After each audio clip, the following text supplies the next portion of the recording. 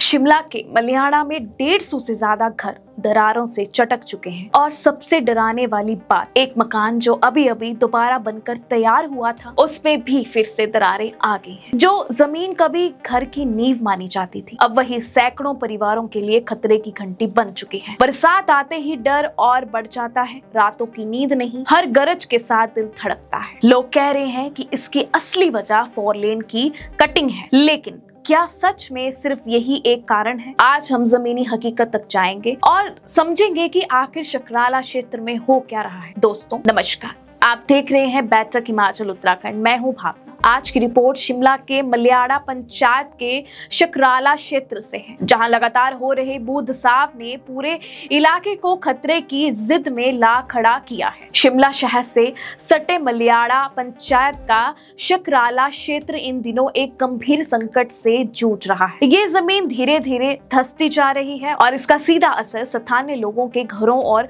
रास्तों पर पड़ रहा है। रिपोर्ट्स के मुताबिक इस इलाके में 150 से ज्यादा भवनों और रास्तों में दरारें आ चुकी हैं। ये आंकड़ा किसी छोटे मोटे समस्या का नहीं बल्कि एक बड़े और लगातार फैलते हुए संकट का इशारा करता है। जब हम 150 से अधिक भवन कहते हैं तो इसका मतलब सिर्फ दीवारों पर आई हल्की लकीरों से नहीं है। स्थानीय निवासियों का कहना है कि कई घरों में दरारें इतनी चौड़ी हो चुकी हैं कि उनसे रोशनी और हवा तक अंदर आने लगी है। कुछ घरों की नींव तक हिल चुकी है, जिससे उनमें रहना अब सुरक्षित नहीं रह गया है। रास्तों की हालत भी कुछ अलग नहीं, सड़कों पर गहरी दरारें और आसमान सतह आम बात हो गई है, जिससे रोजाना आने जाने वाले लोगों को भी खतरा बना रहता है। इस समस्या का सबसे ज्यादा असर बरसात के मौसम में देखने को मिलता है। जब बारिश होती है तो जमीन में पानी रिस कर मिट्टी को और कमजोर कर देता है, जिससे धंसाव की रफ्तार बढ़ जाती है। स्थानीय लोगों का कहना है कि मॉनसून के दिनों में उनकी रातें बेचैनी में कटती हैं। हर गज बरस के साथ उनके मन में यही डर रहता है कि कहीं उनका घर अचानक धंस ना जाए। कई परिवार तो बारिश के मौसम अपने घरों को छोड़कर रिश्तेदारों या सुरक्षित जगहों पर शरण लेने को मजबूर हो जाते हैं। हाल ही में सामने आई एक घटना ने इस मुद्दे को और गंभीर बना दिया है। इलाके में एक मकान जिससे पहले हुए नुकसान के बाद दोबारा बनाया गया था, इसमें भी अब फिर से दरारें आनी शुरू हो गई हैं। ये घटना बताती है कि समस्या सिर्फ पुरानी और कमजोर इमारतों तक सीमित नहीं है, बल्कि जमीन की स्थिति इतनी अस्थिर हो चुकी है कि नए निर्माण भी इसके असर से बच नहीं पा रहे। जिस परिवार ने अपनी जमा पूंजी लगाकर घर को दोबारा खड़ा किया था, उनके लिए ये खबर किसी सदमे से कम नहीं है। अब सवाल उठता है कि आखिर इस भू धसाव के पीछे वजह क्या है? स्थानीय लोगों का साफ कहना है कि इसके पीछे 4 लाइन हाईवे के निर्माण के द्वारा की गई भारी कटिंग एक बड़ी वजह है। पहाड़ी इलाकों में सड़क या हाईवे बनाने के लिए अक्सर पहाड़ों को काटा जाता है ताकि सड़क के लिए जगह बनाई जा सके, लेकिन जब ये कटिंग बिना पूरी सावधानी और वैज्ञानिक अधीन के की जाती है तो इससे आसपास की जमीन की प्राकृतिक बनावट बिगड़ जाती है। पहाड़ों की मिट्टी और चट्टानों का जो प्राकृतिक संतुलन होता है वो कटिंग के बाद बिगड़ सकता है, जैसे जमीन के धंसने या खिसकने का खतरा बढ़ जाता है। शकराला क्षेत्र के निवासियों का कहना है कि जब से 4 लाइन का काम शुरू हुआ है तब से ही उनके इलाके में ये समस्याएं बढ़नी शुरू हुई हैं। पहले जो जमीन मजबूत मानी जाती थी अब वही जगह जगह से धंसने लगी है। कई लोगों का मानना है कि निर्माण कार्य के दौरान उचित सुरक्षा उपाय जैसे कि रिटेनिंग वॉल या ढलान को स्थिर रखने वाले तरीके ठीक से नहीं अपनाए गए, जिसका खामियाजा अब आम लोगों को भुगतना पड़ रहा है। हालांकि इस मामले में एक संतुलित नजरिया रखना भी जरूरी है। पहाड़ी क्षेत्रों में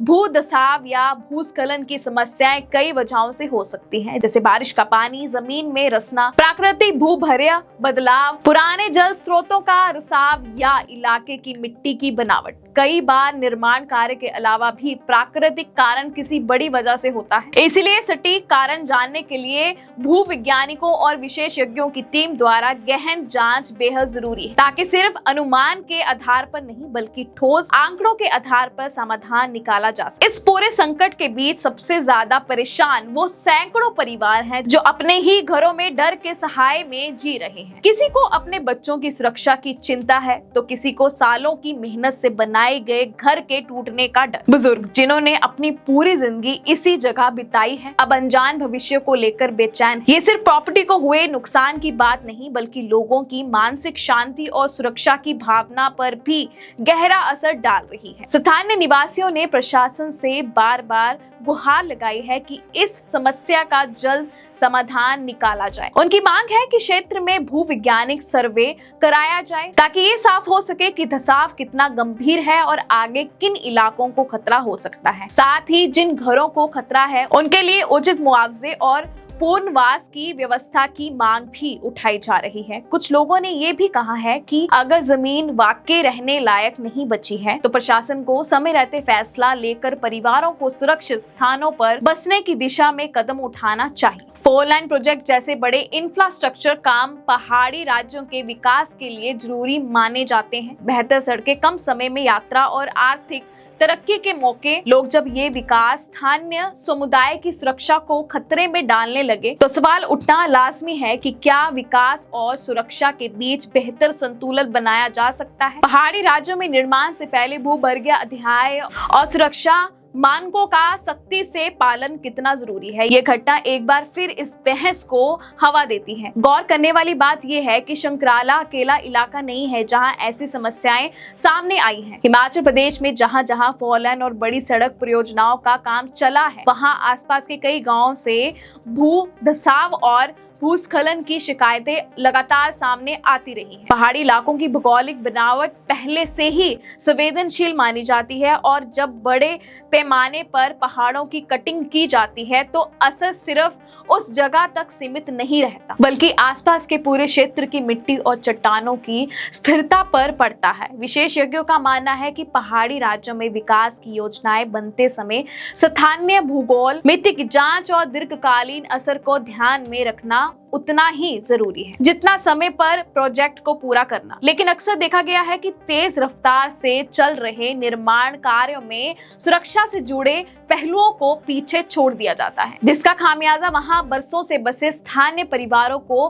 भुगतना पड़ता है। यही वजह है कि अब कई सामाजिक संगठन और स्थानीय प्रतिनिधि ये मांग कर रहे हैं कि हिमाचल जैसे संवेदनशील पहाड़ी राज्य में हर बड़े निर्माण प्रोजेक्ट से पहले अनिवार्य रूप से भूवर्गीय अध्ययन और स्वतंत्र सुरक्षा ऑडिट कराया जाए ताकि भविष्य में ऐसी घटनाओं को रोका जा सके। अभी तक प्रशासन की ओर से इस मामले में विस्तृत जांच या राहत को लेकर कोई औपचारिक बयान सामने नहीं आया है। लोगों को उम्मीद है कि जल्द ही कोई ठोस कार्रवाई होगी ताकि उनके सालों की मेहनत और उनके घर सुरक्षित रह सके। गौरतलब है कि ये कोई नई समस्या नहीं है। स्थानीय लोगों का दावा है कि इस इलाके में भू धसाव की शिकायतें पिछले कुछ सालों से लगातार प्रशासन तक पहुंचाई जा रही हैं। कई बार गांव के प्रतिनिधियों ने संबंधित विभागों को पत्र लिखकर सर्वे की मांग की। कुछ मौकों पर अधिकारियों की टीमें इलाके का मुआयना करने भी पहुंची, लेकिन स्थानीय निवासियों के मुताबिक अब तक कोई ठोस रिपोर्ट या कार्य योजना सामने नहीं आई। इससे लोगों के मन में ये सवाल और गहरा हो गया है कि आखिर कितने और घरों में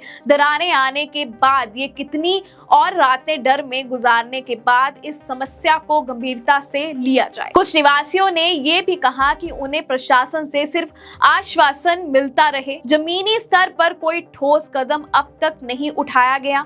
यही वजह है कि अब लोग सिर्फ स्थानीय अधिकारियों से नहीं बल्कि राज्य सरकार से सीधे हस्तक्षेप की मांग कर रहे हैं ताकि मामले को प्राथमिकता के आधार पर सुलझाया जा सके। अब हम आपसे जानना चाहेंगे कि क्या आपके इलाके में भी कभी ऐसी भू धसाव या भूस्खलन जैसी समस्या देखने को मिली है? क्या आपको लगता है कि पहाड़ों में बड़े निर्माण कार्यों से पहले ज्यादा सख्त सुरक्षा जांच होनी चाहिए? हमें कमेंट पे जरूर बताएं, आपकी राय हमारे लिए मायने रखती। यही थी आज की रिपोर्ट बैठक हिमाचल उत्तराखंड की तरफ से। ऐसी ही जमीनी हकीकत से जुड़ी खबरों के लिए हमारे साथ जुड़े रहें। मिलते हैं अगली रिपोर्ट में, तब तक के लिए नमस्कार।